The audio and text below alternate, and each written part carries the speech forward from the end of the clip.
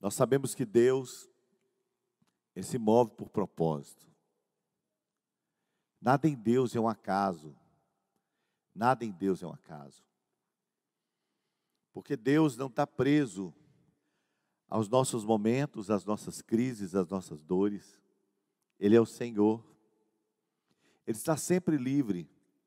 E no projeto de Deus, Ele com muita paciência espera que nós alcancemos verdades que vão nos transportar de um ambiente para um outro ambiente sobrenatural. Em um ambiente onde você já recebeu muito de Deus, mas você nem imagina o tanto que Deus ainda tem para você. Hoje eu quero ministrar uma palavra ao seu coração. Eu queria que você abrisse em Deuteronômio, capítulo 28. Nós vamos ler o versículo 23. Deuteronômio, capítulo 28, versículo 23. E os teus céus que estão sobre a tua cabeça serão de bronze, e a terra que está debaixo de ti será de ferro. É a tua palavra, Senhor, e ela é poderosa. Pedimos ao Senhor que ela seja hoje uma verdade transportada do ambiente celestial para o nosso coração. Que sejamos alimentados dessa verdade, supridos do cuidado e do amor do Senhor. E que o Senhor possa fazer uma grande obra em nós, em nome de Jesus. Amém, Senhor. Amém. Existem realidades espirituais tão contundentes. Existem realidades espirituais que se impõem a nós, que se oferecem a nós, e são determinantes sobre o que nós estamos experimentando no nosso cotidiano. Quando nós pensamos em um texto que diz que o céu sobre a nossa cabeça, a realidade espiritual, o mundo espiritual, a resposta espiritual para nós, céu de bronze. E por consequência, aqui na terra, terra de ferro. Em que lugar nós encontramos esse texto? Moisés tirou o povo do Egito e eles receberam a direção do Senhor para viver uma vida séria com Deus, para viver a lei. E eles estão ali num ambiente onde está sendo prescrito para eles bênção e maldição.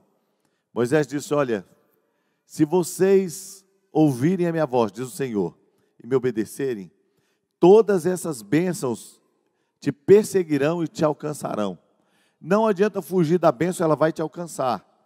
Bendito serás ao entrares, bendito serás ao saíres, bendito o fruto do teu ventre, bendita a tua amassadeira, bendito o fruto dos teus animais, e aí vai aquele mundo de bênçãos. Diz, por outro lado, se vocês não me ouvirem e não me obedecerem, maldito serás ao entrares, maldito serás ao saíres, maldito tua amassadeira, maldito o fruto do teu ventre. Aí vem as maldições. Quando Moisés está falando das bênçãos, ele diz assim: eu abrirei a janela do céu e derramarei sobre vós o meu bom tesouro, a chuva. Então, o céu favorável é um céu que rega a nossa terra. Eles estão pisando na terra prometida, mas eles estão pisando num ambiente que eles dependem do céu. A continuidade da bênção de Deus sobre eles. Não basta estar em um lugar abençoado. O lugar que eu estou pode se tornar um lugar, se o céu sobre a minha cabeça não é favorável, mesmo estando numa terra prometida, eu posso não desfrutar de todo o benefício que ela tem para mim. Agora, quando nós pensamos nisso, nós pensamos que o que nós precisamos é alterar a realidade espiritual. Muita gente fala: eu queria mudar, queria ir para o interior, queria ir para uma cidade, eu queria viver em paz. E aí não descobre que onde ele vai o céu sobre ele.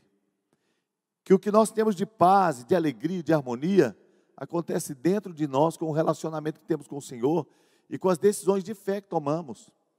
A pessoa diz: o brasileiro é muito isso, eu vou mudar, eu vou para os Estados Unidos. E leva o céu sobre a sua cabeça. E aí descobre que dá para ser uma pessoa com problemas em qualquer parte do mundo.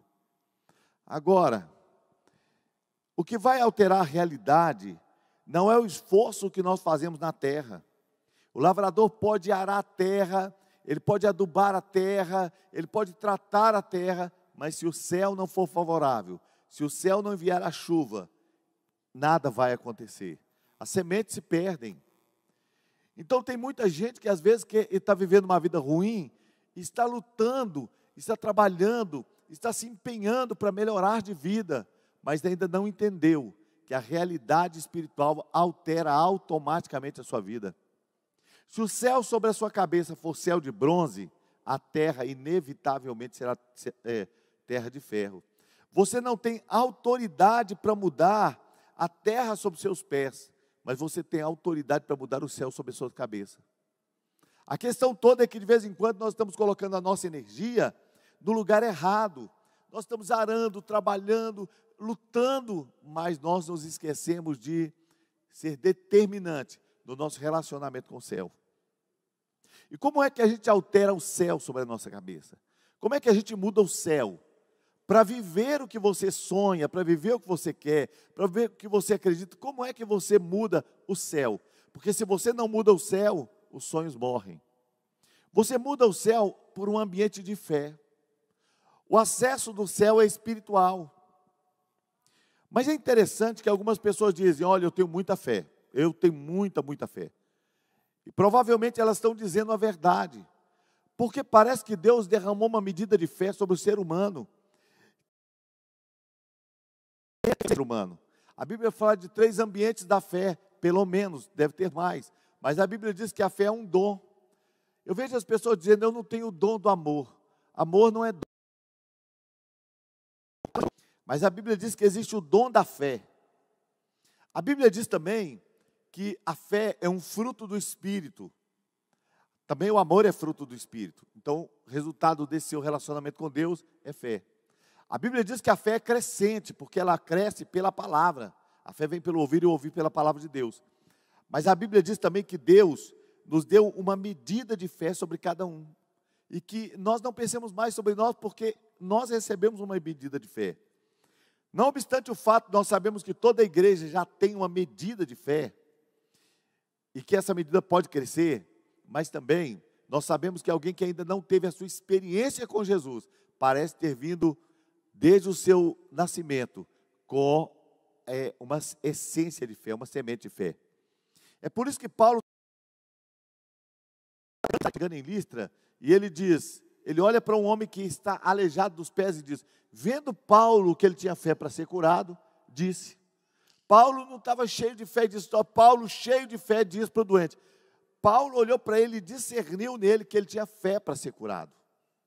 Jesus falou de um centurião, nem mesmo em Israel eu vi tamanha fé. Era um homem que não era judeu, que ainda não tinha conhecido a Jesus. Ele mandou um recado da casa dele, ele disse, nem em Israel eu vi tanta fé.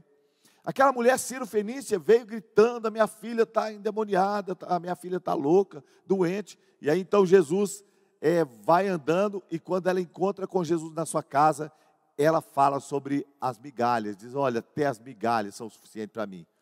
E Jesus elogia a fé daquela mulher. Então, nós podemos ser pessoas realmente de muita fé, mas não é o suficiente. Sendo não crente ou sendo crente, ter muita fé não é suficiente. Porque de vez em quando a gente fala de fé como se fosse apenas uma realidade espiritual. Mas você pode ter uma fé poderosa e muito grande e ser uma fé equivocada, uma fé errada, um modo de crer errado, um modo de crer não bíblico. Agora imagine Paulo. Paulo estava cheio de fé, ele estava querendo tanto que ele estava matando os cristãos. Ele tinha fé? Tinha, ele estava fazendo pelo Senhor, mas ele não estava fazendo com a fé correta. Uma fé errada pode te levar a adorar demônios, uma fé errada pode te levar a querer fazer o mal para os outros, dentro de uma realidade espiritual, invocar forças do mal para ir contra uma pessoa. Dá para ter fé muito errada. A Bíblia chama esse tipo de fé até de cegueira espiritual. Quando as pessoas se curvam diante de deuses que não são deuses, e a Bíblia diz que nós fomos libertos dessas coisas, que são cegueiras espirituais. Agora, então nós já sabemos que nós precisamos de acessar este ambiente celestial, isso é pela fé.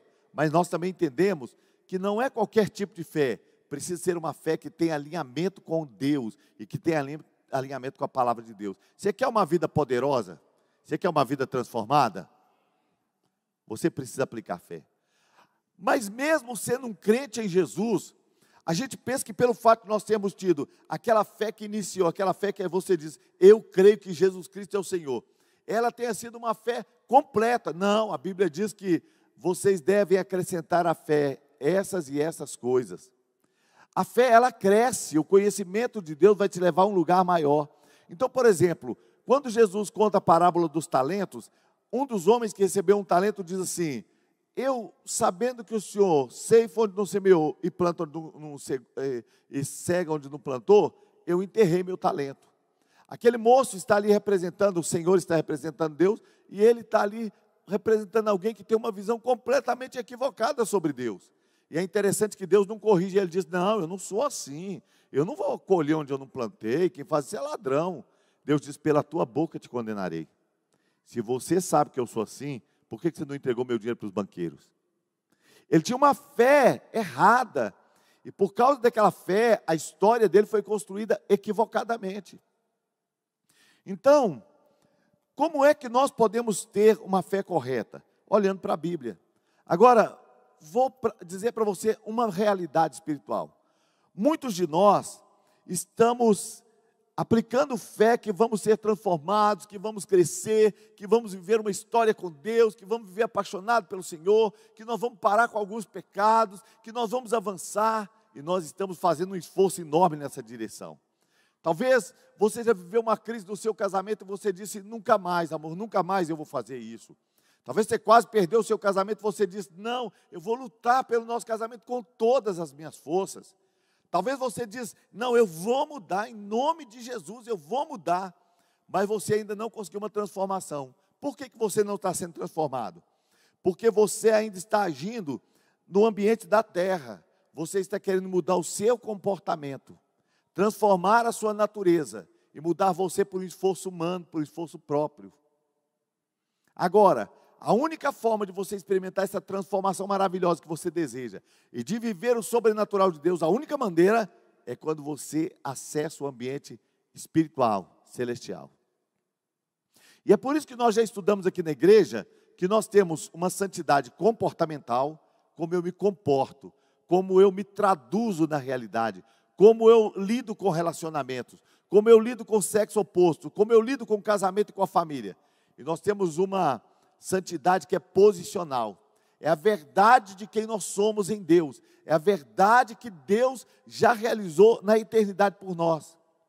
Acontece que nós vivemos lutando pela nossa própria força e vontade, mudar este homem natural e transformar, e a gente aplica muita energia, mas deixa eu falar uma coisa, você sabe que quando o homem caiu, ele não caiu para ser satanista, caiu para ser humanista. Ele queria ser a expressão, a resposta. Por isso que quando você pensa em um ateu, ele normalmente diz assim, que o homem é a medida de si mesmo.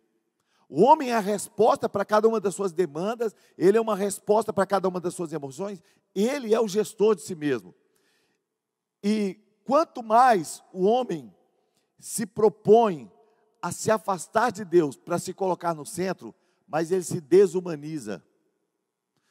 Então, a pessoa fica ali fazendo um esforço, mas você sabia que nas obras da carne, até feitiçaria está. Aqueles ambientes que parecem espirituais, e o que é a feitiçaria? É um processo de manipulação. E na verdade estão trabalhando para mudar quem nós somos. Mas nós não estamos conseguindo porque é um esforço humano. Se nós vencermos a carne pela carne, a carne vai ficar ainda mais poderosa. Por isso a sua vitória não está em vencer a sua carne. A sua vitória está em crer no que Deus fez através de Jesus Cristo e nesta nova vida que você já tem em Deus. Agora, quando você olha, você não olha mais para a terra de ferro, você olha para o céu de bronze. Você olha para o céu agora e o céu é favorável porque Jesus pagou o preço. Quando você lê Moisés, Moisés está falando bênção e maldição e o povo recebe a lei. E quem fizer essas coisas por elas viverá. Então a lei trabalha por fora, no comportamento, nas atividades, nas ações. Mas aí você encontra Jesus. E a Bíblia diz assim, se em teu coração creres que Jesus Cristo é o Senhor, e em teu coração creres que Jesus ressuscitou dos mortos, e com a tua boca confessares que Ele é o Senhor, serás salvo. Olha como a salvação é fácil, ela é um ato de fé. Ela exclui todo o esforço humano e transfere para olhar para o céu, para a fé. É por isso que perguntaram a Jesus: o que devemos fazer? Como realizaremos as obras de Deus? E aí, acho que Pedro responde assim: a obra de Deus é que creiam no Filho de Deus que Ele enviou. A obra de Deus é essa, é crer em Jesus Cristo. Não é tanto o que eu faço, mas é o que eu creio. Por isso que Abraão é o pai da fé, e a Bíblia diz em Gênesis 15 assim: creu Abraão em Deus, isso lhe foi imputado por justiça. Olha, Abraão não tinha recebido filho, e Abraão não venceu pela lei. Abraão creu, isso foi imputado por justiça. Sabe como termina esse versículo de Romanos, que diz que se nós confessarmos com a boca que Ele é Senhor, seremos salvos? Termina assim: porque com o coração se crê para a justiça, e com a boca se confessa para a salvação. Abraão viu a terra e pisou a terra. Nós enxergamos também espiritualmente, mas sabe como é que nós conquistamos? Nós conquistamos crendo no coração, porque aí nós estamos no mesmo lugar de Abraão. Com o coração se crê para justiça. A justiça que você quer viver não está nas ações que você quer praticar, ela está na fé que você tem na ação que Jesus praticou para te fazer vida nova. Agora, quando você começa a entender isso, você confessa no coração e você se torna filho de Deus. E a palavra do Senhor diz que então nós estamos assentados com Cristo nas regiões celestiais. A Bíblia diz que nós estamos escondidos com Cristo em Deus. Agora preste atenção. Quando você começa a entender isso, você começa a vencer alguns conceitos que foram colocados para você. Alguém diz para você: não, nós somos pecadores, nós não valemos nada. E a gente começa a aplicar fé nessas verdades. E a gente até acha que é uma humildade nossa dizer: não, eu sou pecador, sou um miserável pecador, eu não mereço nada de Deus. É verdade, na nossa justiça humana é verdade. Mas quando você olha para a justiça da fé, porque com o coração se crê para a justiça, e a nossa justiça tem que saltar na nossa boca. Se você crê no coração em Jesus, mas se a sua boca continua confessando: eu sou miserável, eu sou pecador, e você está em um ambiente de fé que está desalinhado com o céu, você continua sonhando com transformação, sonhando com mudança, sonhando com relacionamentos saudáveis, mas você não consegue alcançar. E aí sabe o que você vai fazer? Você sabe que você é crente, você sabe que você ama Deus, você sabe que você é filho de Deus, e você começa a lutar para trabalhar você mesmo, para que você mude o comportamento, e você vive a partir de performance. E quando você está vivendo: minha performance, eu vou melhorar, eu vou me oferecer, eu vou melhorar, sabe o que acontece? Você sempre se acha insuficiente diante de Deus, porque de fato, se nós fizermos tudo ainda vai ser insuficiente, mas se nós crermos, nós podemos viver o mais que o suficiente. Sabe por quê? Porque você está escondido em Deus, escondendo em Deus toda a perfeição que você já tem. Me lembra de voltar nisso. Agora, quando você não se sente aceito por Deus, amado por Deus, o que você tem? Crises relacionais. Porque você não se sente aceito por Deus, porque você nunca é o suficiente, e você começa a se esforçar para ser aceito pelos outros. Facilmente você entra em crise, facilmente você entra em dores, facilmente você é afastado até do Evangelho, porque o seu relacionamento está baseado em performance. E você está sempre se esforçando para ser melhor, se esforçando para oferecer um sorriso melhor, mas por outro lado, também você se torna juiz da performance dos outros. E aí nós começamos a viver uma crise muito grande, porque quando você olha para a realidade do céu, você está escondido com Cristo em Deus, não para esconder as suas imperfeições, as suas mazelas, as suas dores, não. Você está escondido para guardar em Cristo toda a perfeição que você tem, porque Jesus também está escondido, e Ele não tem nenhuma imperfeição, nenhuma vergonha para esconder. O que significa isso? Que você está pronto para o céu, que você é perfeito para o céu, porque no céu não entra imperfeição. No céu pode ter crescimento, mas imperfeição não entra no céu. Agora imagine, se você morrer agora, você vai para o céu?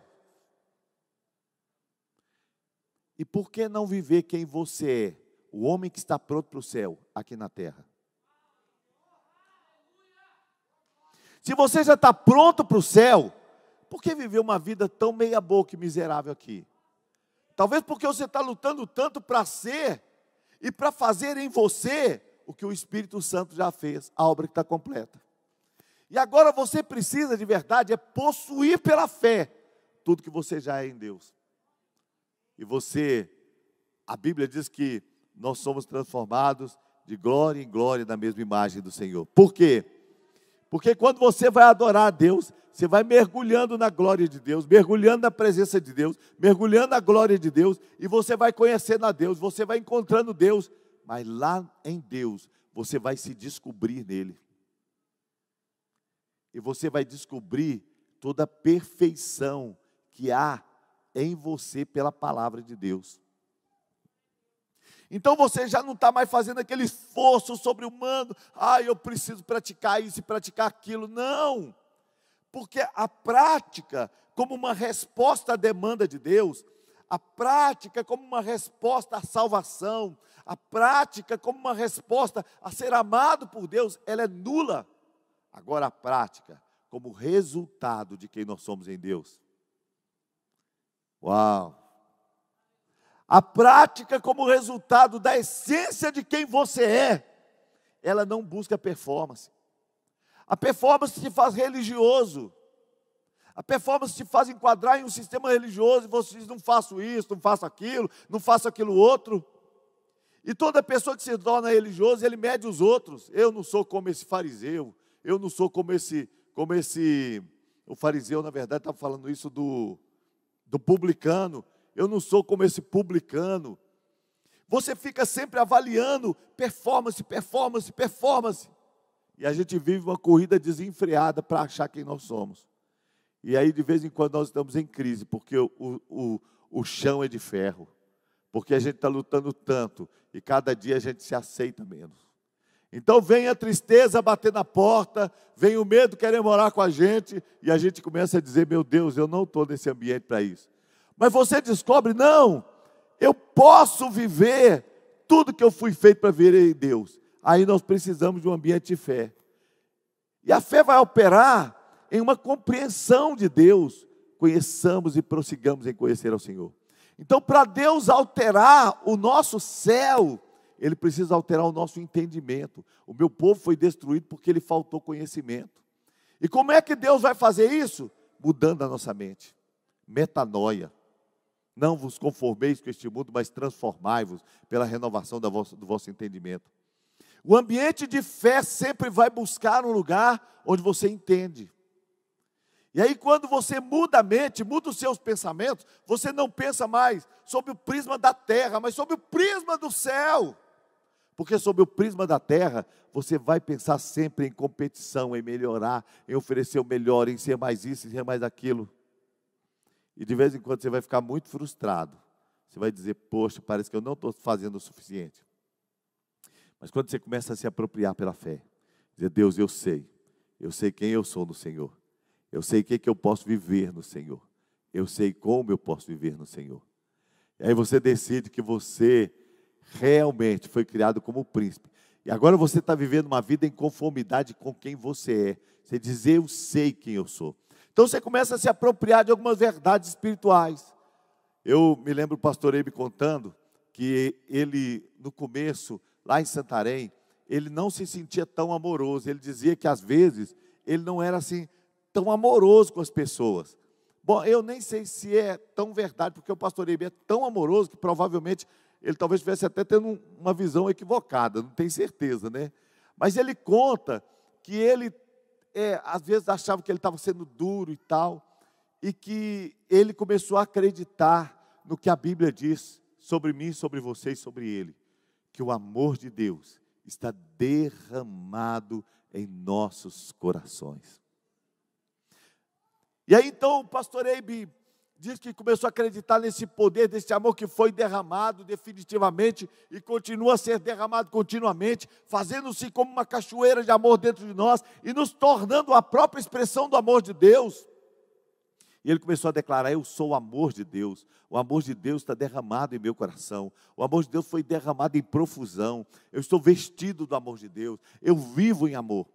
E ele diz que um dia, mas ele estava aplicando fé, mas pelo natural não era o que ele vivia. Mas de repente uma pessoa chegou perto dele e falou assim: Eibe, mas você é muito amoroso. Eu acho que eu não conheço ninguém tão amoroso como você. Ele era tão acostumado a ouvir as pessoas dizendo que ele não agiu com amor, que ele falou: você está falando sério? Aí ele disse: sim. Aí ele falou que ele teve até aquela sensação de dizer: rapaz, não, é misericórdia de Deus, eu na verdade estou lutando com isso. Mas ele se apropriou pela fé e declarou: é verdade, pela graça de Deus, porque a Bíblia diz que o amor de Deus está derramado em nossos corações, e eu sou o amor de Deus, e todo mundo pode ser esse grande amor de Deus, sem nenhuma vaidade, mas com muita gratidão, assumindo quem Ele é em Deus. Mas você sabe que a Bíblia diz muito mais sobre isso? A Bíblia diz que você é a justiça de Deus. A Bíblia diz que se nós pecarmos, não é quando nós pecarmos não, é se nós pecarmos, nós temos um advogado. Não é um advogado cheio de falcatrua, não. Outro dia uma pessoa falou comigo que o advogado mandou um cartão para ele, estava escrito assim: fale a verdade, toda a verdade, do jeitinho que aconteceu. As mentirinhas eu conto depois. Claro que não é todo advogado que faz isso, viu, irmãos? Perdoa aí os advogados, eu não estou falando mal da classe, não. Mas eu vou dizer para você o seguinte: Jesus Cristo nunca, nunca, nunca vai falar alguma coisa que não seja verdade. Ele tem defesa para você. Sabe qual é a defesa? A obra está completa em você. E em Deus você é perfeito. Deus já te lavou pelo sangue. Você tem futuro. Você tem muito mais futuro do que passado. Porque se o seu passado te condena, o seu futuro é eterno. E Ele te absorve. E lá no sangue de Jesus já fez a obra por você. Então a Bíblia diz que você é a justiça de Deus.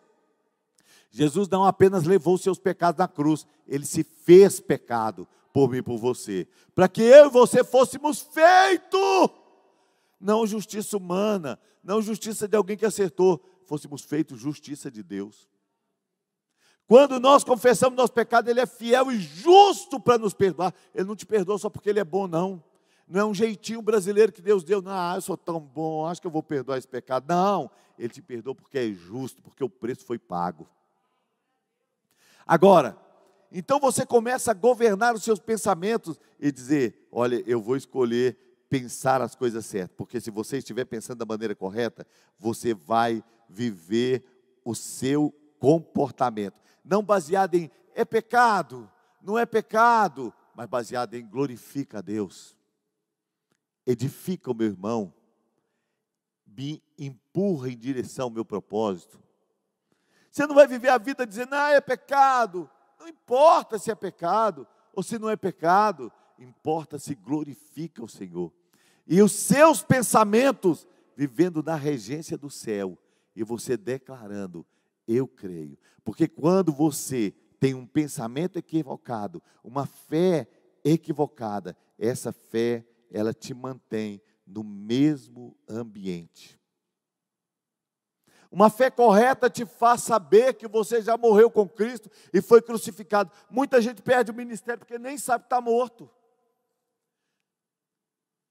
Eu lembro quando eu era mais novo, tinha um ditado, os crentes falavam assim: desci da cruz. Já ouviu falar isso? Desci da cruz. Fazia raiva dele, falando: não, pastor, desci da cruz. Por isso que não morre. A cruz é eficaz. Tem gente que vive na cruz agonizando: ai, miséria de cruz. Você tem que passar pela cruz para viver a ressurreição.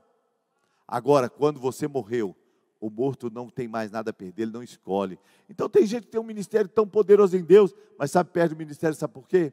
Porque as pessoas erram com ele e falam: ai, eu desisto, o povo é muito isso, muito aquilo outro. Mas você está morto. Você está morto. Irmão, se você estiver morto, o pessoal te enterra com uma camisa do América. Você não reclama.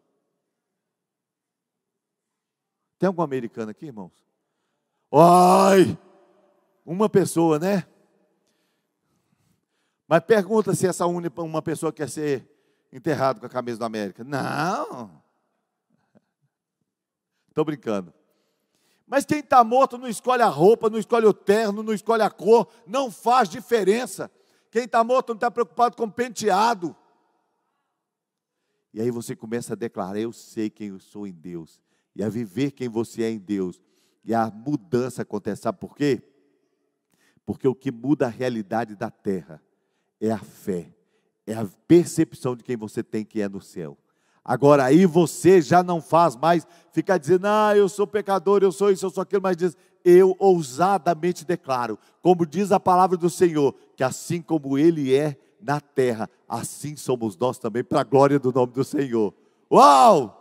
Você diz: eu sei quem eu sou, eu sei em quem eu tenho crido, o meu coração está guardado nele, eu vivo na segurança do Filho de Deus. A vida que agora eu vivo, não vivo mais para mim mesmo, mas vivo na segurança do Filho de Deus. Eu estou morto, crucificado com Cristo Jesus, não mais vivo eu, mas Cristo vive em mim. E quando você começa a viver nesse ambiente, é só milagre, é só favor, porque você está vivendo no lugar onde a fé traz as realidades espirituais. Quem não crer nessas verdades vai continuar a vida inteira lutando para ver se melhora. Mas quem crer nessas coisas é transformado. Transformado. E você vai dizer: pastor, e como acontece? Você nem percebe. De repente as pessoas te lembram que você não se parece mais com quem você era. Você diz: eu não sou mais o temperamento da minha mãe, eu não sou mais o legado dos meus pais, eu não sou mais o nervosismo da família do meu pai, eu agora sou quem eu sou em Deus, a minha herança é espiritual. E o Senhor Jesus, que nos abençoou com todas as bênçãos espirituais nas regiões celestiais, Ele agora está governando e dirigindo o meu coração. Eu não ando mais de acordo com o que eu penso, eu ando de acordo com o que eu creio pela fé, eu ando de acordo com a palavra do Senhor, e eu estou vivendo o sobrenatural de Deus. Vamos nos colocar de pé. Coloque-se de pé e diga: vida nova, pensamentos novos. Uau! Fale com Deus. Fale com Deus. Fale: Deus, chega de esforçar para melhorar, eu quero ser transformado. Chega de esforçar para melhorar, eu quero uma vida que vale a pena. Eu quero a vida que foi comprada na cruz do Calvário. Eu quero a história que o Senhor escreveu. Eu quero a poesia que o Senhor escreveu. Eu recebi um versículo que dizia assim: crê no Senhor de todo o teu coração. Você sabe, irmãos, é fácil crer em Deus, difícil é crer de todo o coração. Crer que Ele vai escolher a melhor namorada, o melhor namorado. Porque de vez em quando a pessoa fica assim: eu tenho medo dele me jogar no mato. Não crê de todo o coração. Crê que Ele vai decidir melhor que você. Crê que Ele vai construir o seu futuro. Crê de todo o teu coração. E não te estripe do seu próprio conhecimento. De vez em quando a gente, no seu próprio entendimento, de vez em quando a gente trabalha no nosso próprio entendimento. E aí, quando foi no outro dia, eu recebi o mesmo versículo. E eu comecei a declarar. Eu estava vindo de Sarzedo. E eu comecei a declarar no carro. Eu disse: eu creio de todo o meu coração, creio que Ele é fiel, eu creio de todo o meu coração no seu amor, eu creio de todo o meu coração na sua bondade, eu creio de todo o coração que as decisões dEle para mim são melhores do que eu mesmo possa decidir. Eu creio de todo o meu coração e não estou baseado nem nas minhas emoções, eu não estou baseado no meu conhecimento, no meu entendimento. Eu creio que Ele vai sempre fazer melhor. Irmãos, isso durou uma meia hora, 40 minutos, mas eu achei tanta coisa para crer. Sabe, a gente precisa crer de todo o coração, sem nenhuma sombra de dúvida, que Ele continua sendo um Deus amoroso, habilidoso para cuidar de você. Sabe por quê? Porque Ele não está preso no seu domingo. Talvez Ele já esteja no seu próximo ano. Talvez Ele já esteja na próxima década, construindo a passagem para você. A luta que você está vivendo, Deus está sentado na solução que te espera ali na frente. Ele não está preso no seu domingo. Ele não está preso na sua crise, Ele não está preso na sua dor. Por isso, quando você olha para o céu e diz, é nesse ambiente que eu quero viver, você vive o melhor na terra. Fale com Deus.